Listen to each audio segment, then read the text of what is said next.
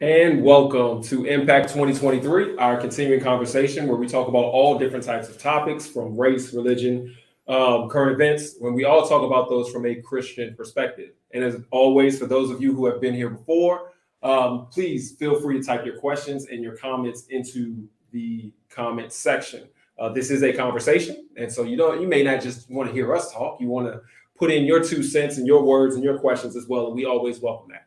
And as always, we hop right into the topics. As you can see, it's a little bit different format. We have a guest live and in person, which we don't get to do a whole lot. But we have Pastor Martin with us. We appreciate you being here. Absolutely. Glad to be here. All right. And for those of you out here, I'm going to tee up what we're talking about today. And so recently there was an article in NPR, National Public Radio's. They had an article with a gentleman named Russell Moore. And Mr. Moore was a member of the Southern Baptist Convention, a prominent member of the Southern Baptist Convention, and he was, to say it nicely, asked to leave. And this was in the time that of Trump's rising. So it was sort of related to Donald Trump, and it was also related to some sexual allegations going on in the Southern Baptist Conference. And when he was asked to leave, he was able to sit back and reflect on the church and the status of the church and some things of the church. And so what we're going to be able to discuss, not necessarily what he has said and done, but a little bit of what he said and done and the state of the church. And so that's where we are today. And again, as we go into this, we welcome your commentary as well, so that we can address it. And so let me just hop into one of the things that struck me. So Mr. Moore ended up leaving the Southern Baptist Convention. And one of the things that hit hard with me that he said was that one of the problems with the church and why the church is shrinking is because of tribalism. He was saying that we are too separate. Now, the irony of what he said there, he said the solution to bringing the church back is by going not at a major level, but by going in at the local level and talking to people one off here, one off there. And so I will ask you just initially here, do you think, because we all know that the church is getting small. There's been numerous reports, and so the numbers kind of fluctuate, that the church is at the smallest level it's ever been. The belief in God is at the smallest level it's ever been in the United States. Ironically, in 2022, suicide rates was at the highest it's ever been. So if you want to make that correlation there, I usually do. But just wanted to throw that in there. But the church is at the smallest level it's been. And his problem is we're too tribal, which means we're too localized. But the solution is we got to get together at the local level. We can't get together at this big convention church level to kind of fix things and get with people. How do you feel about that? Where do you come in on that? I think that politics and religion has always been on the local level. It has always been primarily influenced by the local and what's been going on in communities. That's why you have certain communities that can be conservative and other communities that can be liberal, other communities that can practice one sect of Christianity, like Catholicism, and then another community can be totally Protestant. Example, when we look at Virginia, for example, Virginia is a Protestant state. But if you go up north, you'll find that Maryland has a lot more Catholicism or Roman Catholic. And so, church has always been within a context of community, localized community. The problem with that is that with the localization, we are now probably becoming more segregated. And because we're becoming more segregated, we're not in conversation with folks who are not like us. Right. Yeah. We're in conversation with folks who feel the same thing we feel. And so we don't get a person to challenge us relative to what it is that we're thinking, but then see them in their humanity, see them in their God giftedness, and recognize that what they may feel and what they may believe is not necessarily a threat to me, but it helps to enlarge my understanding of how Christianity ought to play an impact. And so when I read Moore's article, he talked about this whole idea of Southern Baptism being pushed out because one of the problems he saw with the Christianity that was in crisis was that it adopted, if you will, a nationalist perspective, a nationalist stance within it. And so you look at that's localized. Mm-hmm. That's localized because when you talk Southern Baptist, you're talking primarily what? The South. Yes. Okay. And when you're talking about a nationalist, we have to be honest with ourselves and also recognize that when we talk in nationalist perspective, we're talking white nationalist.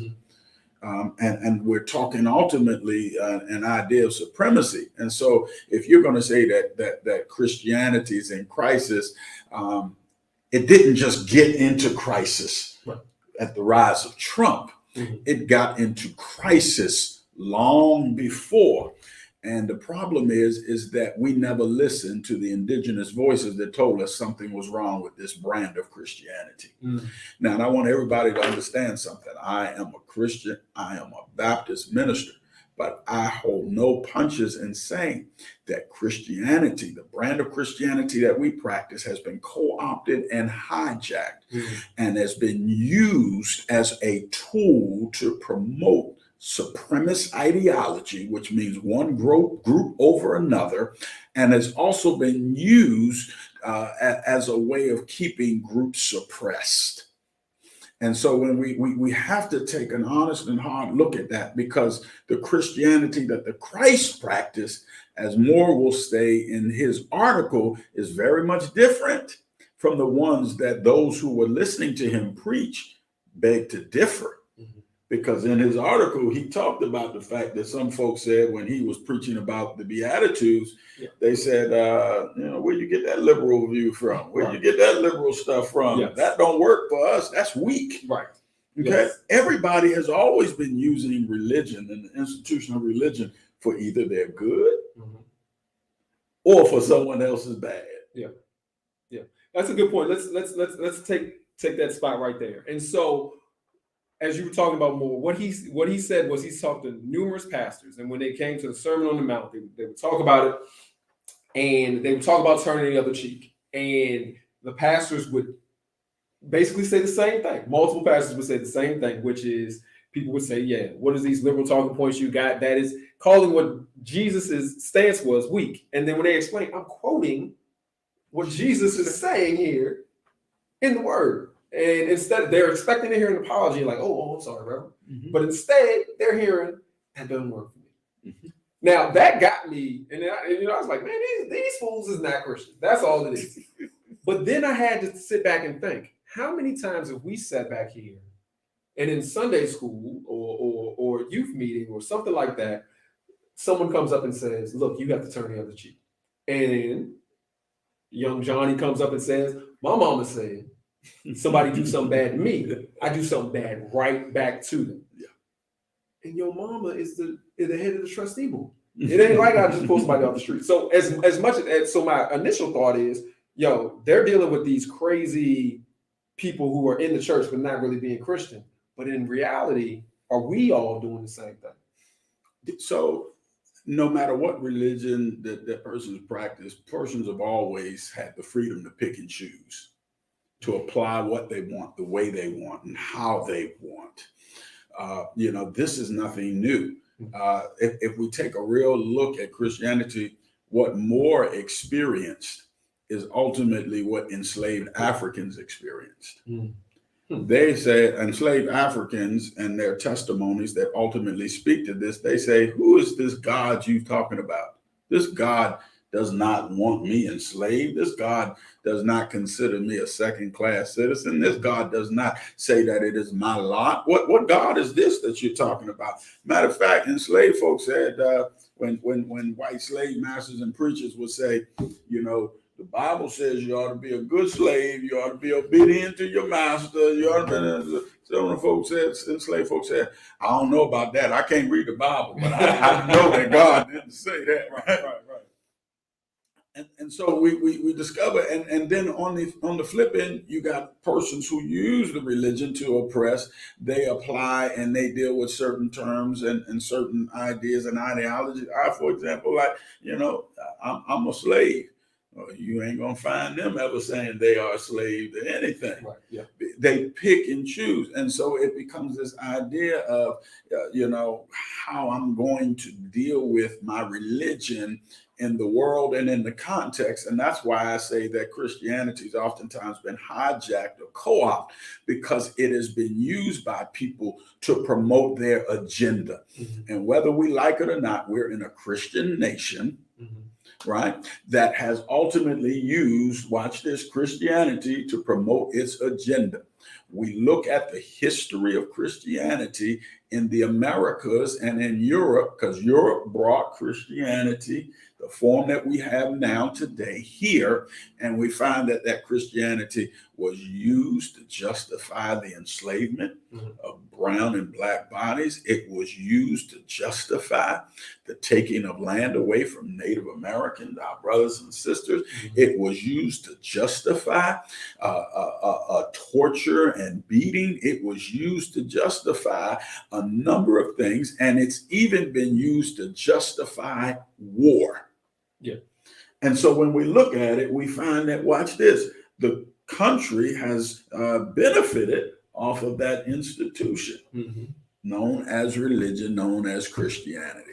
And we have to be a people who are willing to wrestle with this embeddedness of the oppression and ultimately the supremacist and nationalistic tendencies that are within our Christianity. Doesn't mean we don't love Christ. Doesn't mean we ain't going for God. Right. But we have to wrestle with the brand of Christianity that we have received, and we have to deal with it in such a way in order to uncover it, as I would say, in order to get back to what it is the Christ is attempting to tell us and attempting to direct us on how to live in this world. Yeah.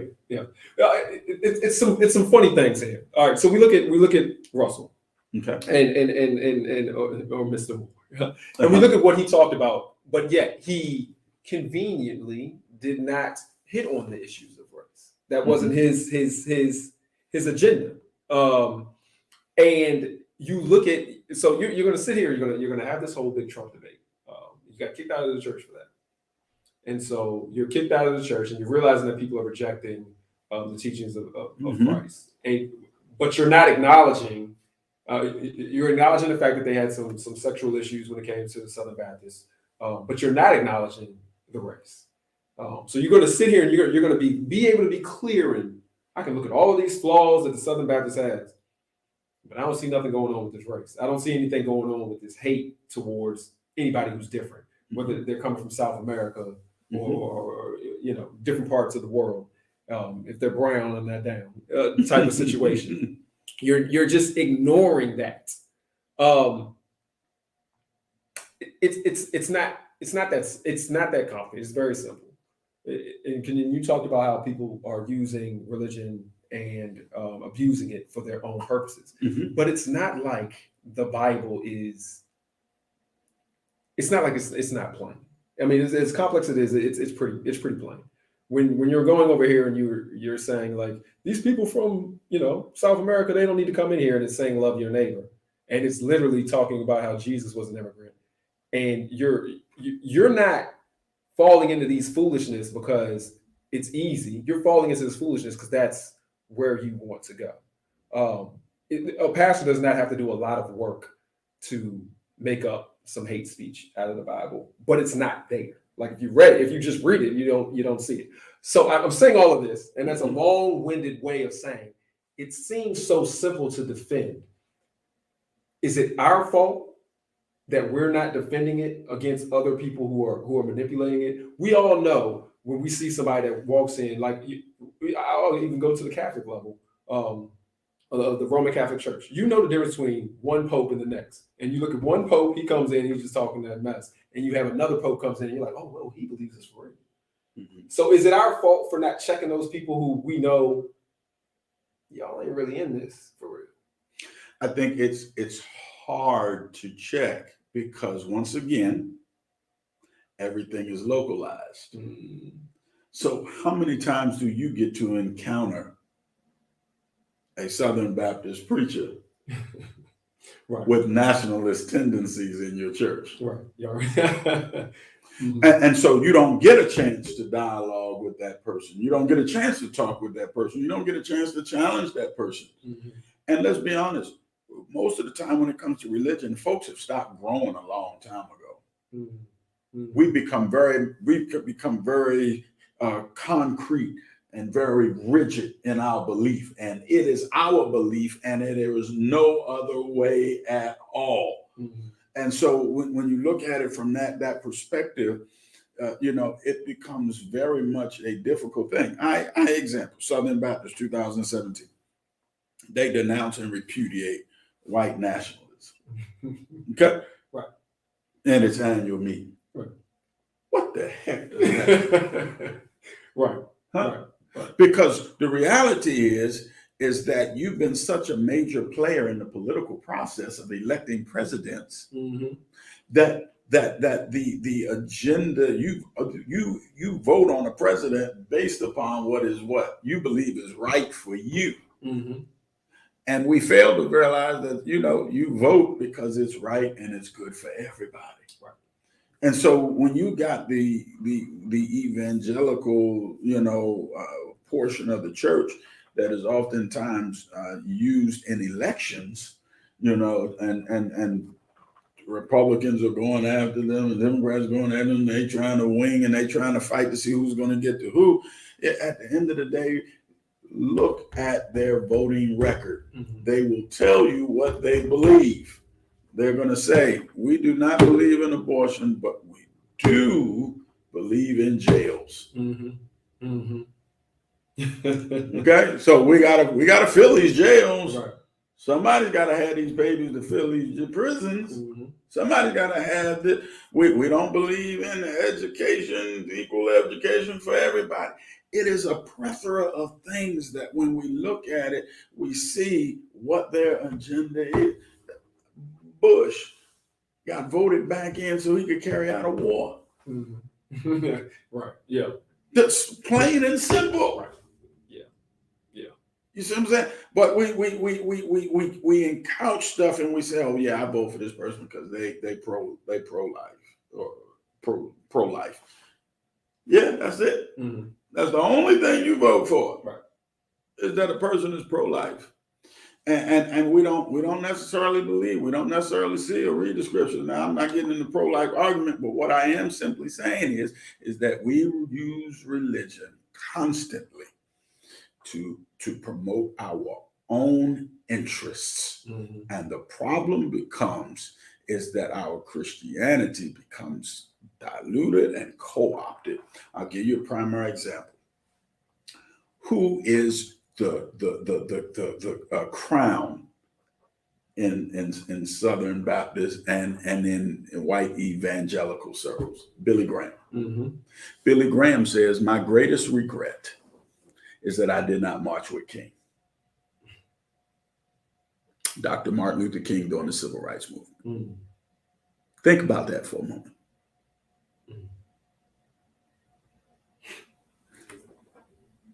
The crown jewel did not march or walk with King, but yet he advised presidents. What do you think his advice to the presidents were? Mm-hmm. Right. You get to see later on when you're older, oh, I should have done this. Uh-huh. But at the time, what is your advice? What is your speaking to presidents? You advised 3 or 4 different presidents. You were an advisor to them. What is the advice? Because you can't see the supremacy within oneself if you're not in conversation with the people who can tell you how it works in your life. And so when you look at it, because religion is localized, you don't get to have those conversations where somebody can say, do you see how what you believe, do you see how what you say, how that impacts somebody? Right. Mm. how that messes somebody's life up, how that makes somebody's life that much more difficult. Ain't we all struggling just to raise our children? Yeah. Ain't we all struggling just to have a little bit of peace in this world and to make it and to have a decent quality of life? And why should we have that? That's the part that blows my mind. And you've seen it. Why do I have to tell you that? Like, why are you such in your own way that I got to tell you that this affects other people that you can't see necessarily? Because I've never been trained to see you. No. Okay. I've been trained to know you there, Mm-hmm. but I've not been trained to see you as I see me. Mm-hmm. And because you're not on par or equal with me, guess what? And I don't see it that way. I just function that way because I grew up in a localized level.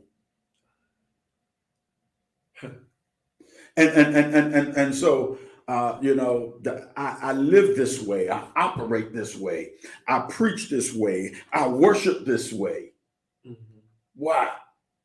Because that's all I know. Yeah. I have been conditioned.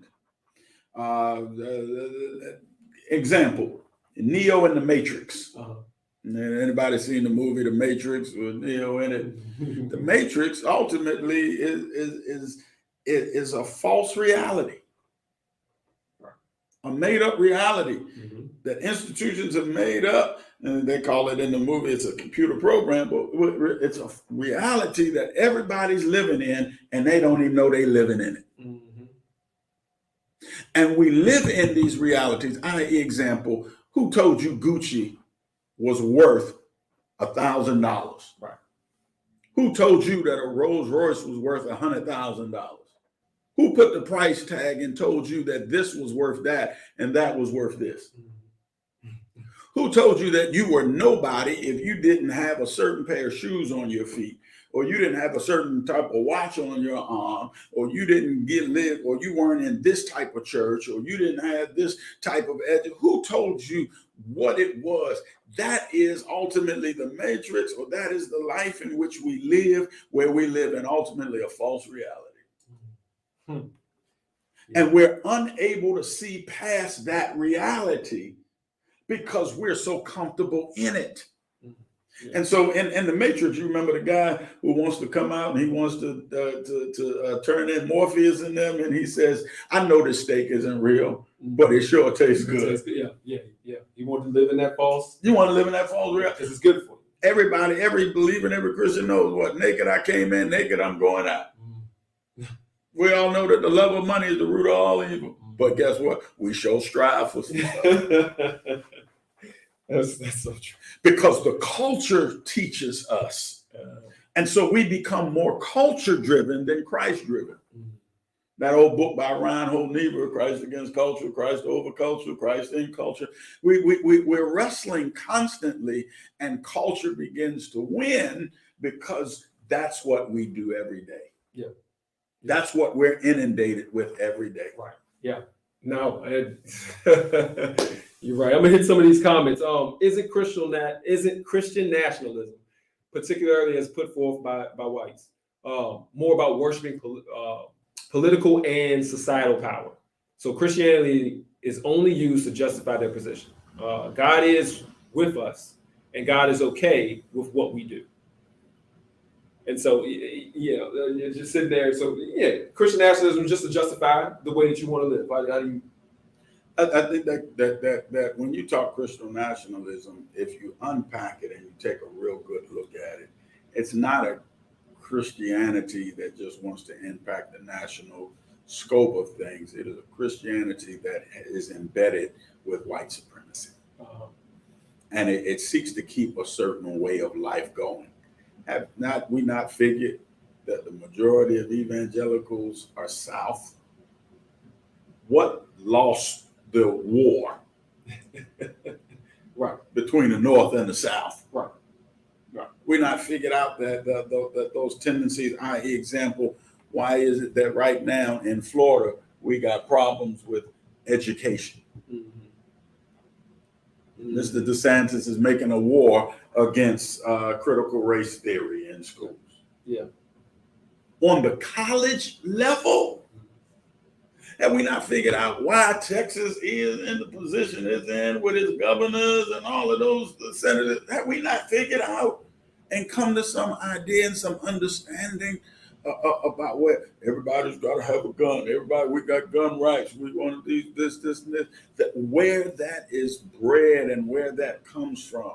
It comes from ultimately a supremacy that believes in having certain things to feel comfortable in order to help in case, God forbid, something happens.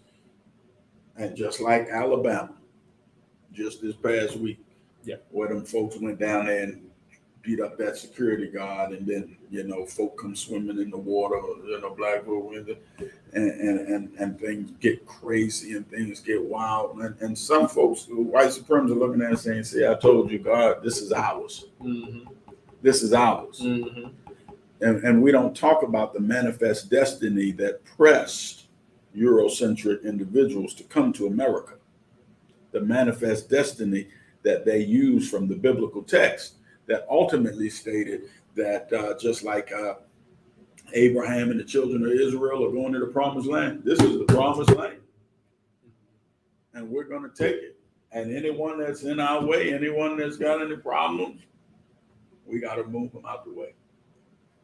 Native Americans are on reservations. We got to move them out the way. Yeah. And so we find it's embedded within it. And Mr. Moore, my contention with him is Christianity ain't in crisis just because of 2017 or just because of some sex scandals. Christianity's been in crisis long before then. We just don't listen to those indigenous voices that have been telling you something is wrong with this belief system. Something is wrong with this religion. Jesus is good, but Jesus does not walk around with a machine gun and saying, "I shoot you in the name of the Lord." It doesn't happen that way. Jesus doesn't walk around and take more food off the landscape than necessary. And we've got to begin to wrestle with this idea and this ideology that culture has placed upon and co-opted our Christianity and our beloved Christ and our religion. And we've got to wrestle with it, and we've got to take it back. So who do we put this on? Are we going to put this on the leaders who are the pastors who are giving you the word and who are deciding that they want to manipulate it for their purposes and then giving it to you? Or are we going to put this on the members?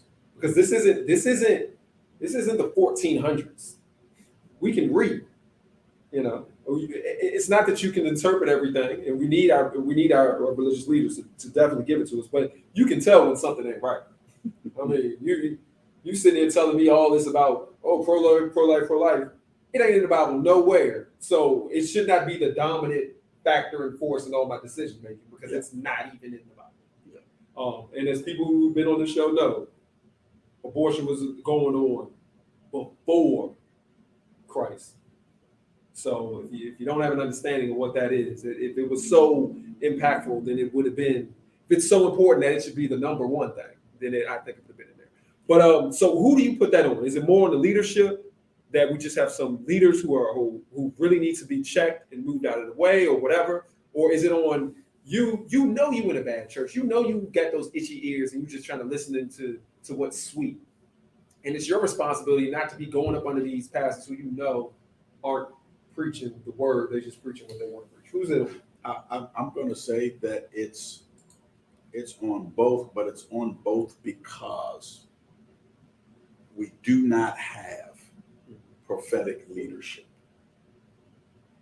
Not the prophet who tells the future, tells you you're going to get a car. If you sold into this tonight and give $1,000, you're going to get a brand new house and the job of your dreams. No, not that. That's a lie. That's not even true. I'm talking the true prophetic office that we find in Old Testament and New Testament scriptures. All of the prophets, are ones who call the nation into accountability. The last great prophet we had was Dr. Martin Luther King, who challenged the nation. We've got to begin to accept and to receive that all from that office of the prophetic that challenges us on what we consider right or our behavior that we're doing, because you need that prophet to tell you this is not right. Israel is always called into account in the Old Testament. Israel never gets that doggone thing right. They never get it right. Right. It is the prophet who constantly shows up time and time. Look at Isaiah, look at Jeremiah, look at Amos, look at all of them. Look at the prophets. And then, hey, Jesus said there ain't nothing greater than John the Baptist. And we look at John the Baptist, we don't even call John a prophet. But John the Baptist is a prophet because he calls into account the powers to be. And he says, what you're doing is not right. And it ultimately costs him his head. And we've got to be, and it's not just the moral stuff that we deem needs to be discussed. Oh, gays. Oh, homosexuality. Oh, pedophilia in the church. That's the easy stuff you can point out. Can you look deep within yourself and point out the fact that while you're looking at television, you've said some words about some particular people who may not be of your ethnic background?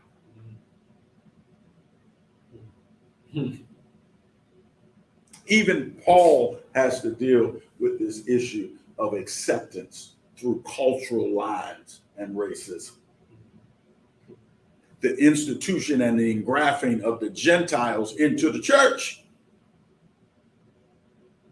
is an issue of acceptance and tolerance. But we don't see it as that because we're not taught to read the Bible that way. But Paul is saying, no, y'all not going to come around and y'all not going to tell these folk now, all of a sudden they got to be circumcised. All of a sudden they got to do this. All they got to do this. They got to change and they got to adapt all the way fully to your culture. No, they got some things. What we need to do is make sure that they got Christ in their heart and that they accept the Christ and that God is number one in their life, et cetera, et cetera. Now, Paul says they can't walk around with idols because they got only one true living and eternal God. But we don't expect them to be circumcised at the same time because that is not their culture and that is not their norm. That is a Jewish norm. And so we look at that and we don't read the Bible that way because we taught to read it by way of our Sunday school way and the way in which the church has taught us, which is to paint over the issue and not really deal with the issue. And so that becomes a struggle within the person because we don't have the lenses to be able to see. And we need the prophet to do that. Right. That's. I think that's an excellent move. That's an excellent. The prophet challenges the priests, and the prophet challenges the people, and the prophet challenges the ruling class, the government. And that's. I think it's out of order. Yeah. We've killed prophet. Yeah, you're right. We made it unpopular, and we made it, and we castrate, and we castigate the prophets. You know, and we don't give that ear, and that's why certain prophets went through so much in order to make their case be known, and it's nothing new. Yeah. For them to be hung up, strung up, killed. Who wants to be a prophet? You know, death threats, people running to kill you, people don't like you, and, people dropping you in the pit like boy Jeremiah, and he still says it's like fire shut up in my bones. I still got to say something. We're going to jump on this comment. Can the powers that be really afford to have people think? They need to control what people think and to what they are exposed. Absolutely. Because if I can minimize what you think about and what you see and minimize what you will call into question, then ultimately I keep you in line with my step and with what it is that I want to do. Was it behavioral family systems theory?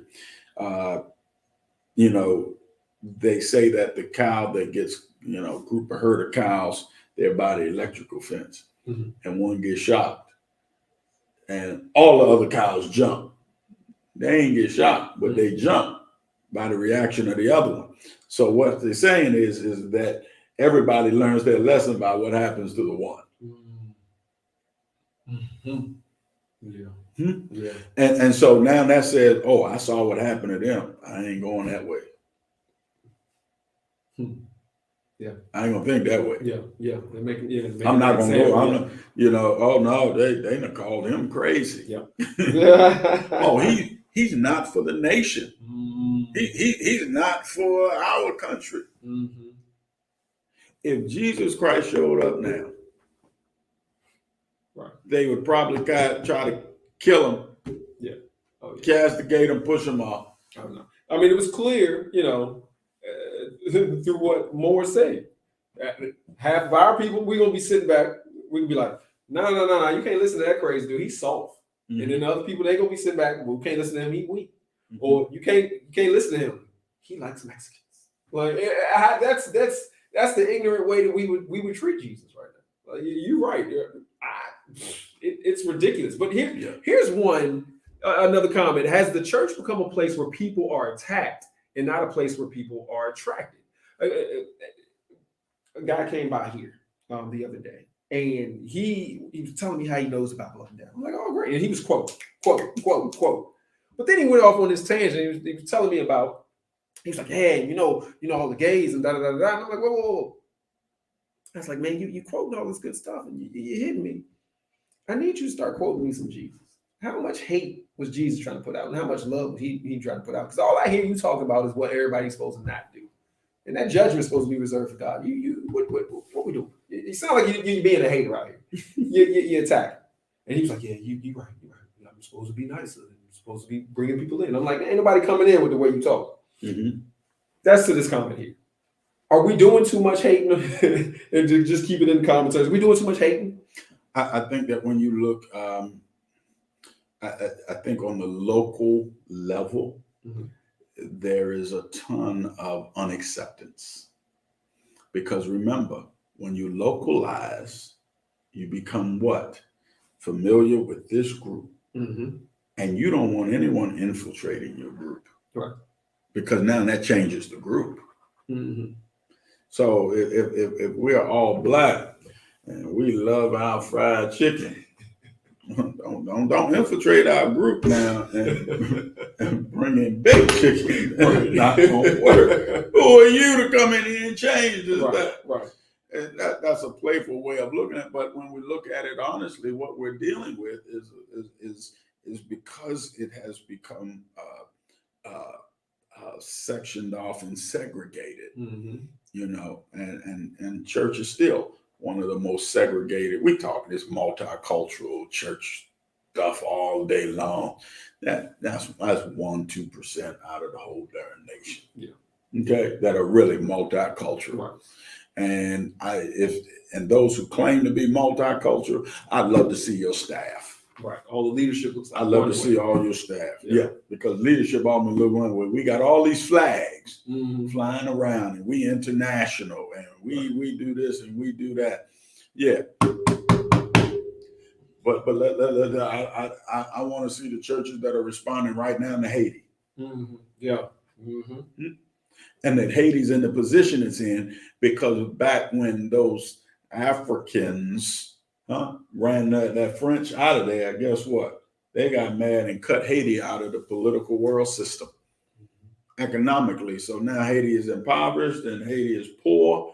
And now, oh yeah, we're going to send humanitarian aid over there and we're going to help them out. But that does nothing for the overall projection and long-term stability of Haiti. And Haiti has something to offer the world. But what's on the backside of Haiti?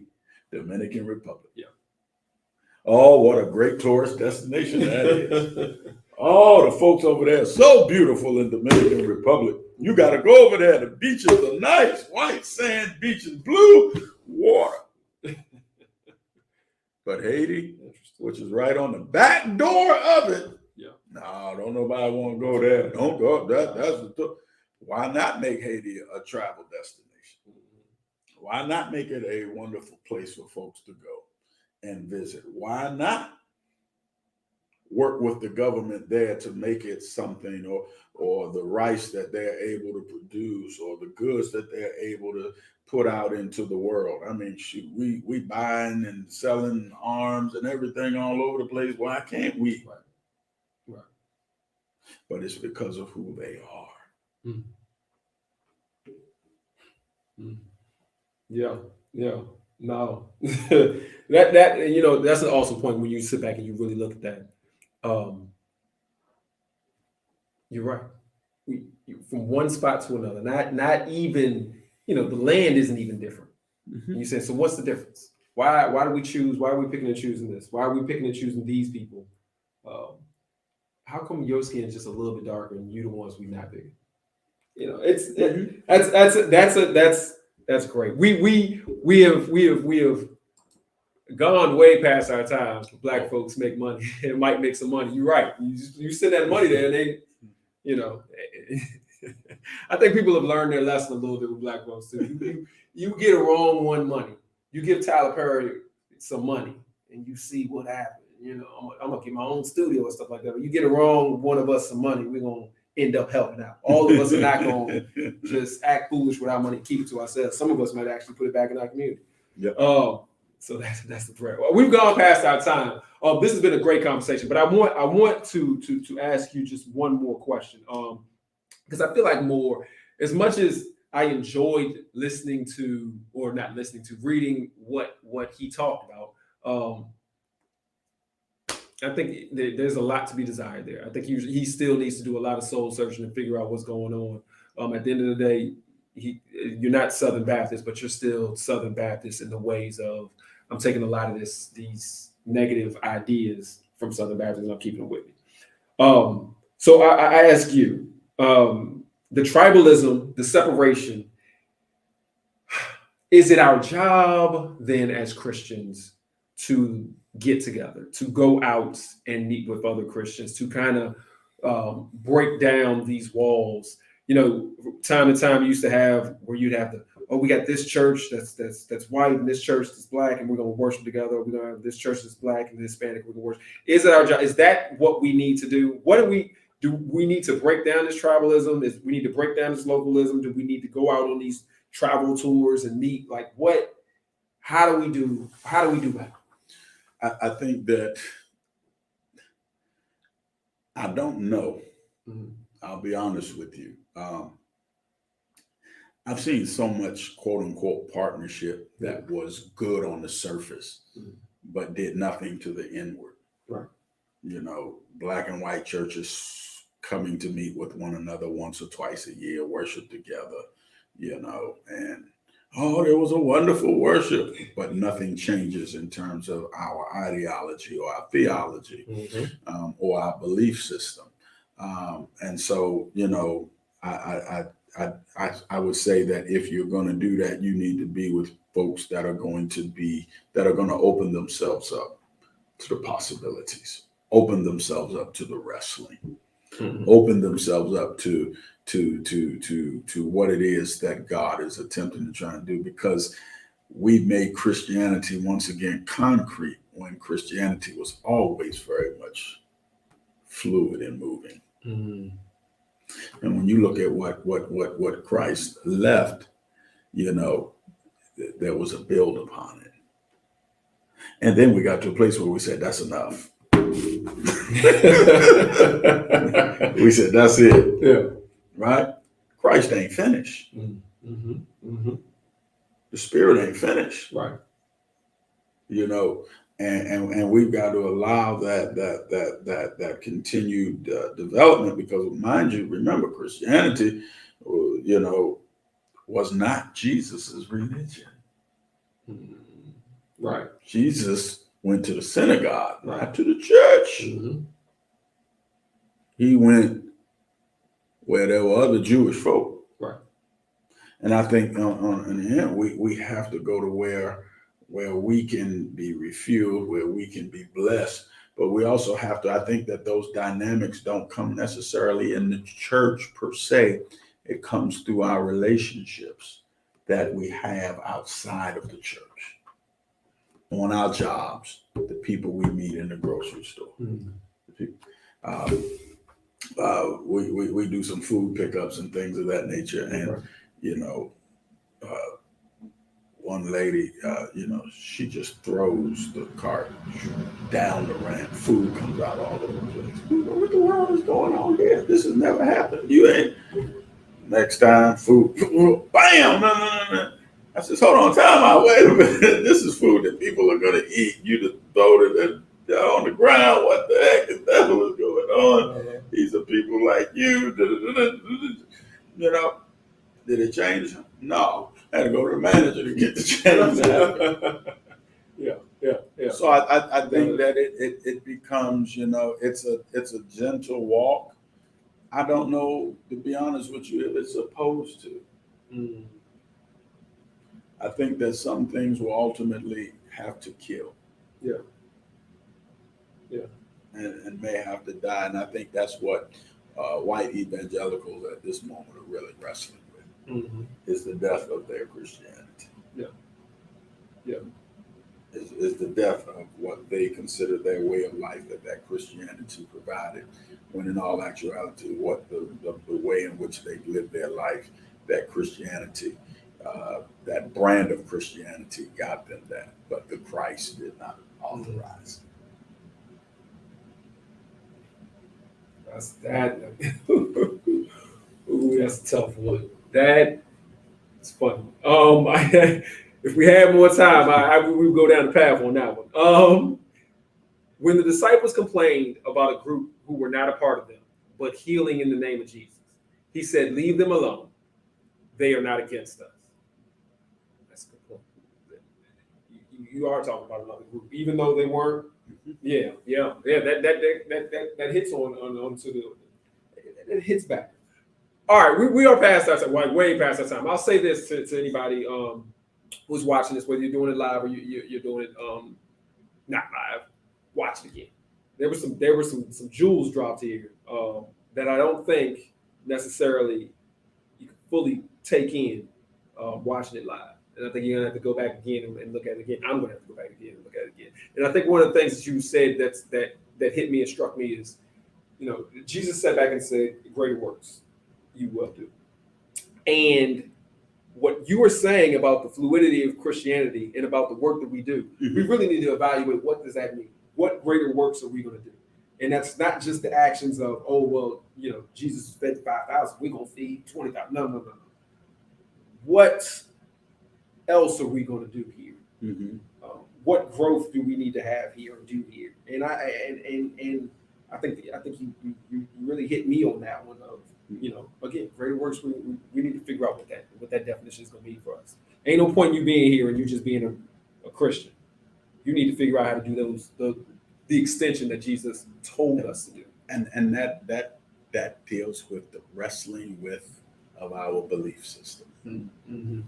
And really going in and going hard. And I know that sometimes people listening here, you throw out, you're attacking Christianity, I am attacking this brand of Christianity that has been hijacked, co-opted, and has been transformed and influenced to be used as a tool of oppression against one group and a tool for supremacy of another group.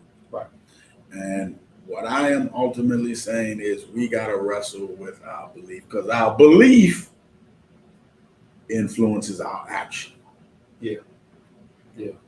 And if we never deal with our belief, then our action will always continue to be that what it is. You don't have to tell me what you believe. Mm-hmm. I see what you believe by what you do.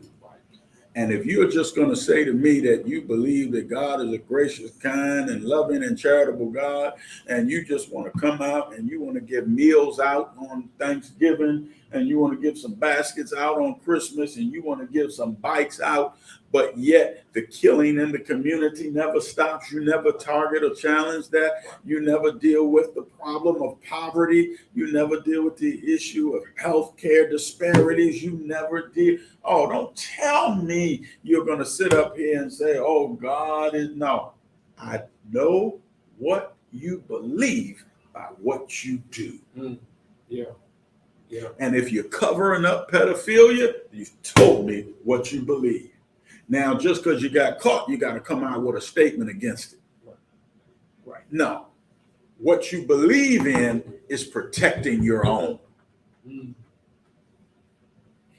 And protecting the shield, even against the vulnerable. Yeah.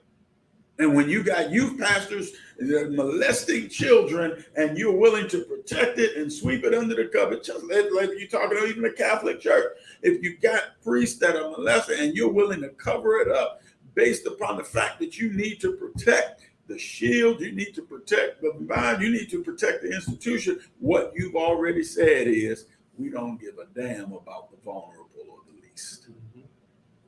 Yeah. Yeah. You don't have to tell me, I see it.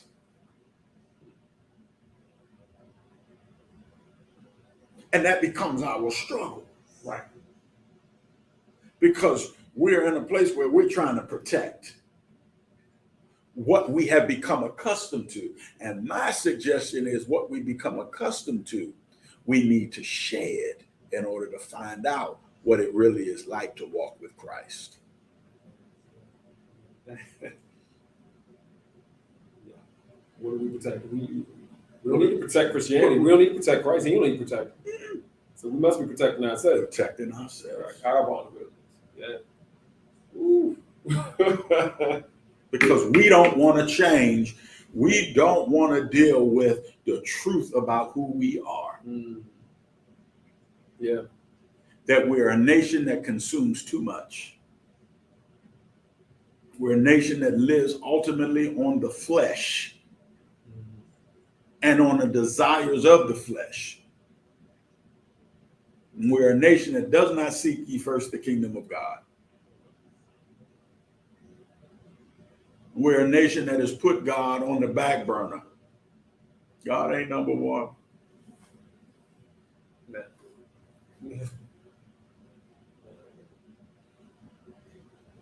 We're a nation that loves prosperity, and that means prosperity at any cost.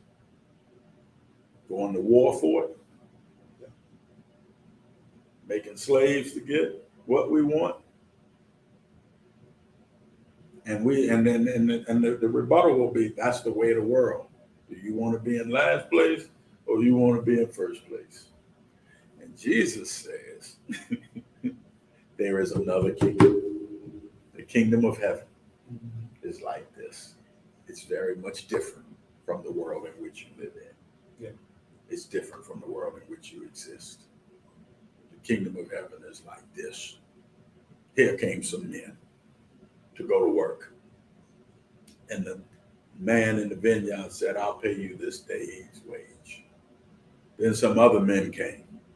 He said, I'll pay you the same wage I paid the first guys. Later in the day, some other men came. He said, I'll pay you the same wage. At the end of the day, when he's giving out the wages, the ones that came early in the morning said, how in the world did the ones that came late, how did they get the same wage we got? Keeper said, this is mine to do with. What I want to do with. Yeah. This is not the kingdom of heaven, the kingdom of God, what we have now. It is very much different.